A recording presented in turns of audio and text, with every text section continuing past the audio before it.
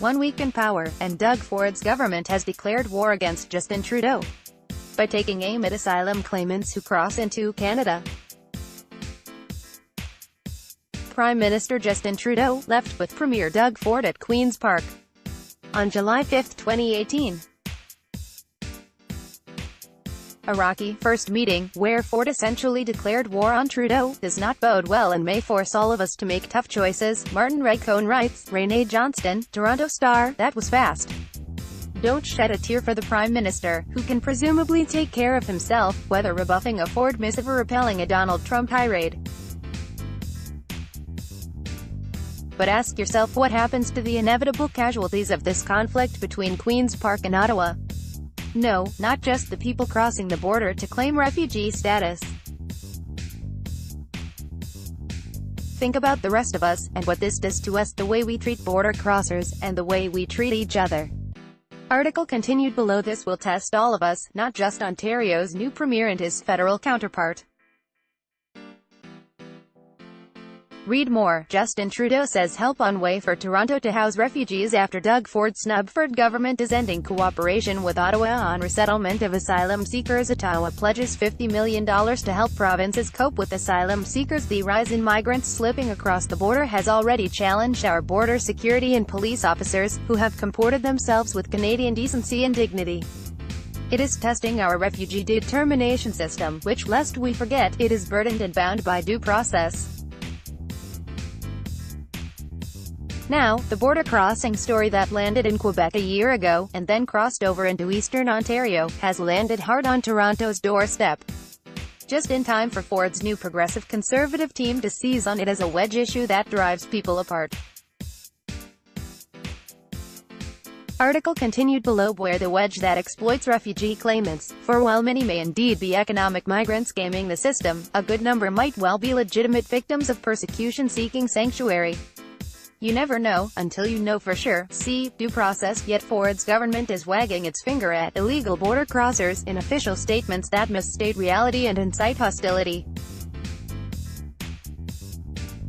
It is an axiom of international law that desperate refugee claimants often cross borders by hook or by crook, but that doesn't make them criminals. It's precisely how both my parents escaped post-war communist Europe. Ontario's new Minister of Children and Social Services, Lisa MacLeod, points an accusing finger at Trudeau for supposedly triggering a mass migration when he tweeted out that everyone was welcome here, and as a result of that, we've had thousands of people cross the border illegally. Was this truly the tweet that launched 1,000 ships? Or dispatched thousands of taxis to our border, there to disgorge their human cargo on our doorstep as per the PM's precise GPS directions? Were it so simple, Trudeau need only delete the troubling tweet. But he never offered directions to those unauthorized border pathways, nor invitations to cross over at leisure. Yes, Trudeau and countless Canadians took turns humble bragging and boasting about our supposed virtue in welcoming Syrian refugees after Stephen Harper's Conservatives behaved churlishly and Barack Obama's America acted ungenerously. But to draw a direct line between a Trudeau tweet and an imagined human stampede to the border is to elevate the Prime Minister's Twitter feed to Trumpian influence. Let's be clear here. The migrant movement that began last summer emanated not from any misplaced magnanimity by the PM, but from fear of a looming Trump clampdown on Haitians still enjoying sanctuary in the U.S. After a 2010 earthquake. It bears repeating that Canada had previously ended that sanctuary status, yes, faster than the Americans, and was systematically deporting Haitians who are here back to their homeland. Oblivious to that fact, thousands of Haitians crossed over into Canada, making up 85% of migrants at the outset. Under an existing bilateral agreement, the U.S. automatically takes back any refugee claimants who show up at our side of official border crossings. But by slipping over out of sight of those official crossings, migrants exploited a loophole by which the Americans wouldn't take them back. Since then, there has been a long and awkward debate about what to do to avoid turning a trickle into a tide.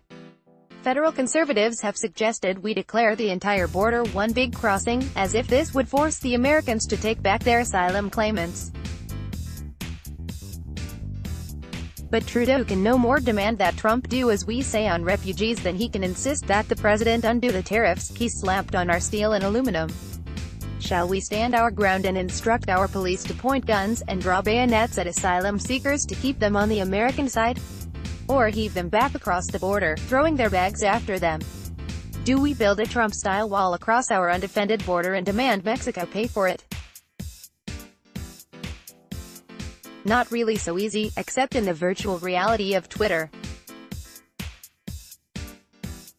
It's perfectly fair for the provincial and municipal governments to demand that Ottawa come up with the money and plans to deal with the pressure points in local facilities, in Ontario as in Quebec. To his credit, Mayor John Tory has been pressing the case for Toronto's needs without turning people against migrants in need. Ford's government could learn from the mayor's approach, instead of delegitimizing asylum seekers as illegal, and demonizing Ottawa for following a legal framework. On Thursday, when Trudeau met him at Queen's Park, a statement from the Premier's office declared, provocatively, "This mess was 100% the result of the federal government. In truth, there are no easy answers, just the certainty that public support can easily be turned against asylum claimants if politicians want to press those buttons. See, Europe and America. All the more reason for all levels of government to start working together, rather than driving people apart." Martin Redcone is a columnist based in Toronto covering Ontario politics. Follow him on Twitter, @Redcone.